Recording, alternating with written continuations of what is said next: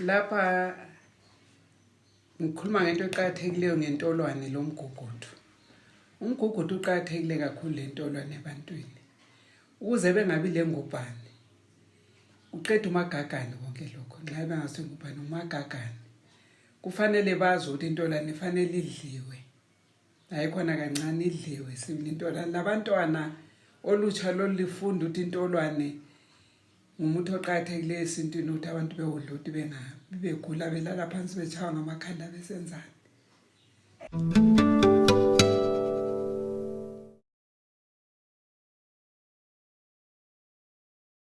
Hello guys, Prince Sivalo Mashlang here. Welcome to Magriza Made Me Cook. So growing up, uMagriza introduced us to some indigenous herbs that she said were very important towards one's overall health. So in today's video, we're going to look at two types of herbs that are known as Intolwane and Umgugudu. So in the video, we're going to show you how they are prepared from the root stage right up to the consumption stage. Let's start off by looking at Intolwane. It is used as a traditional remedy for several human diseases and ailments. So the first step in the process is to get the roots. The Intolwane tree is a relatively small tree that does not grow to above plus or minus half a meter. There is, however, another type of Intolwane known as Intolwane yentaba. Another name also in Ndebele is called Ilamba, and this Intolwane grows in mountainous areas and grows to be above 2 meters long. Getting the roots from a Intolwane tree is a straightforward process. The trick is that the root that needs to be harvested should be as big and long as possible. So unfortunately, the smaller size roots of the tree do not contain any nutritional elements.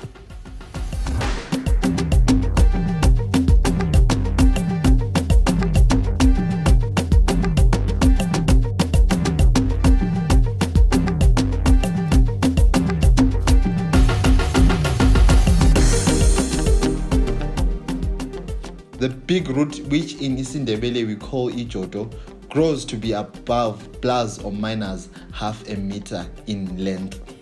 For umgugudu, the process of root harvesting is identical to that of Intolwane.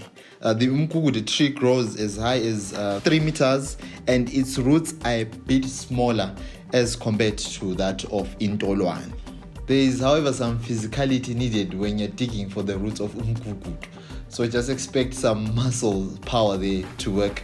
This is because the roots of umgugudu are hard in texture as compared to Intolwane. So after this process, you now prepare the two herbs for a process that's known as ukugiga. Ukugiga is known as crushing. Due to the fact that the two herbs are mostly used in foods, it is advisable to wash them so as to remove any sand particles obtained from the digging phase. The process of ugiga is to cut the roots into smaller pieces. This is a prerequisite towards the next step, which is sun drying. Of the two herbs, Intolwane crushes faster than umgugudu. This is because of the hard texture of umgugudu. So after crushing, you now prepare for sun drying.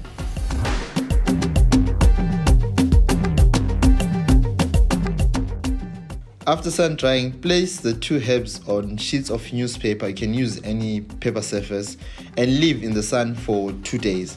In some cases, a day is enough, as we're looking in summer now. This is largely dependent on the amount of heat emanating from the sun. After sun drying, proceed to the next step of ugiga again. So this step now, we want to further crush the herbs into fine like particles or minimal like particles. This is an identical copy of the first ugiga process. In this stage, however, precision and repetition is required in getting the quality herb. After ugiga, proceed to sift the herbs in order to remove any unwanted particles such as sand and tree leaves. In the Ndebele culture, it is not advisable to use the two herbs independently. So what's advisable is now to combine the two herbs and also add a third herb that's known as umnandi. So the tree of this root grows to be above 2 meters in height.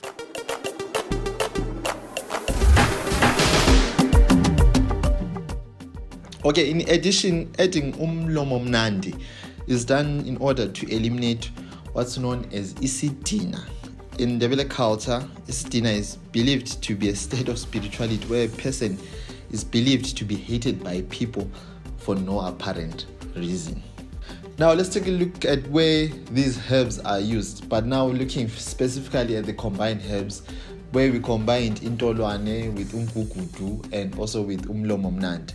So in the first, you can use this in your porridge. It can be the natural porridge or it can be your sour porridge. Well, there's a video that we did on how to make sour porridge. I'll just leave it in the link.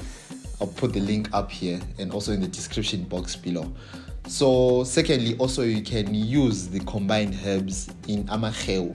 So amaheu, this is fermented, or this is soft porridge that has been left to ferment, or clumps of ischwala salsa or nsima that has been left to ferment over a period of say 2 days. So amaheu also constitutes other grains like upogo, which we call finger millet. Thirdly, the herbs can be mixed into umqombothi or amasese. This is an alcoholic beverage. So amasese or umqombothi are known famously as Africa's original craft beer.